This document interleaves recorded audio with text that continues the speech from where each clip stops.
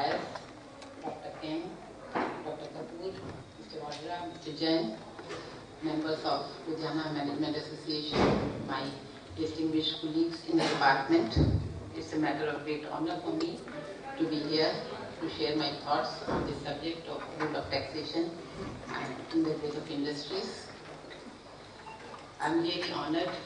In fact, Mr. Chaudhary was contacting me for the last 2-3 months, but somehow I was not available. First I was on leave and then I had to go on training and all. But I could not resist the temptation of coming here, so today I am here. As far as the industry's perspective of role of taxation in the growth of industry is concerned, I think you people are the most knowledgeable persons because you see it from that angle.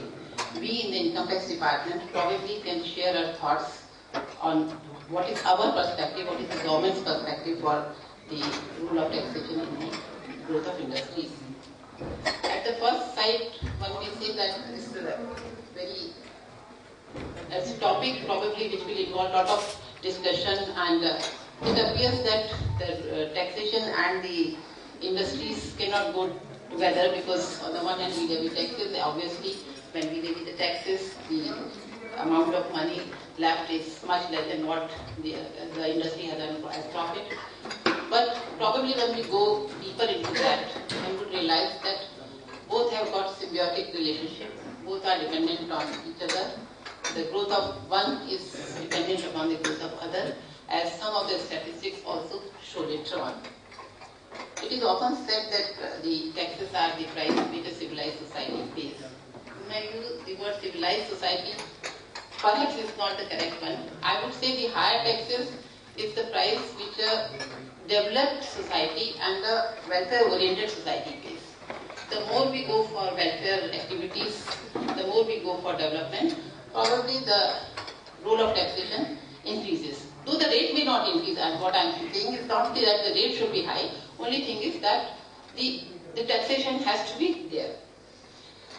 However, of course, taxation is a very important issue for the industry, but one cannot say that taxation is the sole factor or one of the most important factors. There are so many other factors, so many complex factors which affect the growth of industries, and these are the factors which sometimes even the industry cannot control, cannot change them, and perhaps even the government also cannot change despite their best efforts. And there is also no study which can show that if we lower the taxes or lower the taxes, the growth of industry will be more. Of course, it's a factor. I am not denying that, but one cannot say that if the moment we lower the tax, the industry will grow because there are so many other factors also. However, as I said, the taxation has a very important role to play, particularly when a businessman or when somebody has to decide where he should put his money and in which area he should put his money. So the taxation is an important factor when the choice of investment is made. For foreign direct investment, of course, it is one of the most important factors. So it is for research and development expenditure also. Taxation is a very linked to the taxation policy. As I go further, we will see how at the practical level and at intellectual level we can see that both taxation as well as industries can go together, and we are not adversaries, though we prima facie may look like that, but we are in fact not adversaries.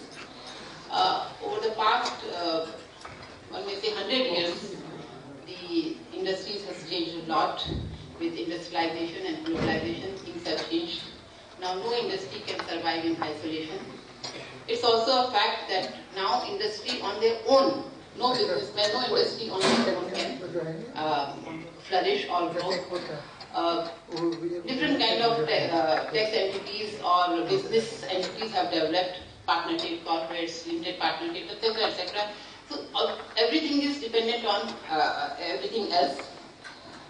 As the industry grew, they also looked towards the government for their growth. Time and again the industry asked for different concessions, and all over the world, the governments of those countries, they joined hands with the industries and they provided a lot of incentives, lot of infrastructure supports, sometimes tariffs, levy of tariff as well as non-levy of tariff, both were linked to the growth of industries. In India also, certain types of industries and industries in certain locations, they look towards the government for growth of the industries, particularly in early 90s, when we recall that at that time the globalization had really not touched India so much. At that time, and when our foreign exchange reserve was also very low, the industries looked towards the government for giving support to the export industries, and the government did provide a lot of support to the government industries. No doubt the government also needed foreign exchange, it was badly required. So a lot of incentives were given under various tax laws, direct, indirect tax laws. Our income tax act is full of such incentives. I think I need not elaborate because our entire chapter 3, chapter 6A, including the provisions which deal with the various business computation of business profit, they deal with lot of tax incentives, tax deductions, tax exemptions to various kinds of industries. I mean, the list is endless. And in fact, as on date, we can say that because our computerization process is still not over, we do not have reliable data, but one can definitely say that once e-filing is completely made compulsory for all categories of SSEs, and if all the columns in that return are filed completely and correctly, probably the department will be in a position to give you authentic figures about the extent of deductions, exemptions, reliefs which the department is giving or which the Income Tax Act is giving for growth of industries, and how much revenue has been foregone because of that. As on date, we do not have a very reliable data. Of course, some studies, every time whenever some relief is given in the, by way of Finance Act, definitely some figures are given, but that is only in a small package. As far as the role of taxation is concerned, of course, one goes without saying that the most important role of taxation is to earn revenue for the government, to whether by way of direct taxes or by way of indirect taxes. Taxation also follows the principle of equity. Our direct taxes are progressive in nature. Even in indirect taxes also, when the taxes are levied on various goods, tobacco, alcohol, etc., I mean, this principle of progressivity is kept in mind because these are the goods which are generally used by the rich people, so the incidence of taxation is higher on rich people. To that extent, one can say that taxation also reduces inequalities in the society. It generates social welfare also by levying taxes on certain luxury goods. The Direct Tax Act or the Income Tax Act directly allows certain deductions, exemptions, incentives for social welfare schemes. You must be aware because those who are dealing in that line of business, one need not go into that detail, but we do provide a lot of incentives. In fact, I would say that every third section gives some kind of relief to the taxpayer. The tax revenue earned is also used for the social welfare schemes by the department. Taxation also encourages exports and restricts imports. In fact, most of the governments, whether they are developed, they are of the developed countries or of developing countries, they encourage exports. They give a lot of incentives to export-oriented industries. Income Tax Act also provides a lot of incentives. In the customs and excise also, a lot of incentives are given. In fact, these days, a lot of news is coming in the newspaper also regarding the misuse of those incentives.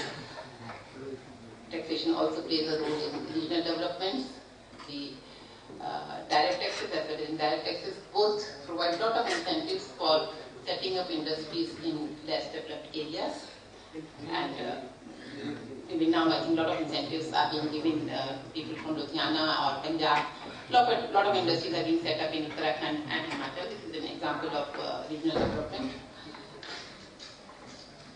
The taxation also plays a role in controlling inflation, and it also brings about some kind of regulatory mechanism.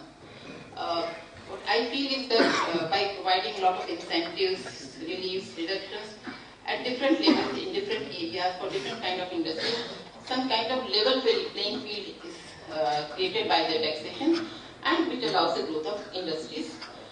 Industry cannot grow only in the areas where there is prosperity, which are already grown up, because unless and until the growth is evenly spread over the length and breadth of the country, and I would say in the times of globalization, probably throughout the world, unless and until industry is set up in those areas, the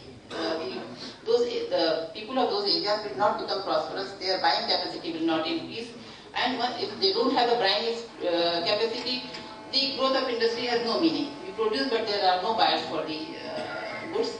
So that way, the regulatory mechanism provided by the taxation, by the tax system, also increases the growth of industries. We discussed about that, the role of what should be the right way the tax collector should collect the taxes. There is no denying the fact that a good tax administration should have 5 important essential qualities. 1, there should be certainty and stability. 2, there should be equity in taxation. 3, there should be clarity. And 4, it should be economic. By economic, I mean that the cost of compliance should be as low as possible. This cost of compliance may be, you have to comply with the regulatory mechanism, you have to maintain the books of accounts, it also includes the litigation cost, and also the time cost, the time spent by a taxpayer on complying with the different requirements. So a tax system should have all these qualities.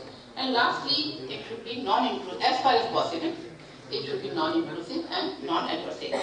This is the emphasis which the Honorable Finance Minister has been laying from day one. In fact, when we first attended our CC's conference sometime in June, this was a message that as far as possible we have to be non-inclusive. The Government of India has also taken a lot of measures. In fact, nowadays we don't treat the SSEs or the taxpayer as our adversaries. We are trying to provide them, we are not only enforcing the law, we are also giving them a lot of facilities. We are also providing services to the taxpayers. As just now it was pointed out that Kautilya and the Arthashastras had compared the tax collector with the bee. It is true, the tax collector, the tax rates should be reasonable, and secondly, the tax collector should collect the tax in such a manner that it causes least pain to the taxpayer. And that is our motto also. There is no doubt about it that is our motto. As you are aware, the direct tax code is an attempt towards bringing clarity in the taxation law. Recently, when the government wanted to introduce the GAR as well as safe harbor rules, the draft was put up for public debate. It was discussed, suggestions were considered, and then only the final version was released. So the approach of the government is to make the law transparent and involve people in the making of law. The entire DTC was put up for public debate, and whenever it comes, it will definitely incorporate all the suggestions and concerns of the people. The department is also aware of the litigation, the number of appeals which are pending, and I do not know how you feel about it, but the department doesn't file appeals unless and until tax effect increases a certain threshold. I mean, I can say that even when we have a decent case, we have a reasonable case, the department has taken a conscious decision not to file appeals. We do not file any appeal against the order of CIT appeal if the tax effect is more than 4 lakhs. To the ITT if it is more than, to the High Court if it is more than 10 lakhs, and to the Supreme Court if it is not more than 25 lakhs.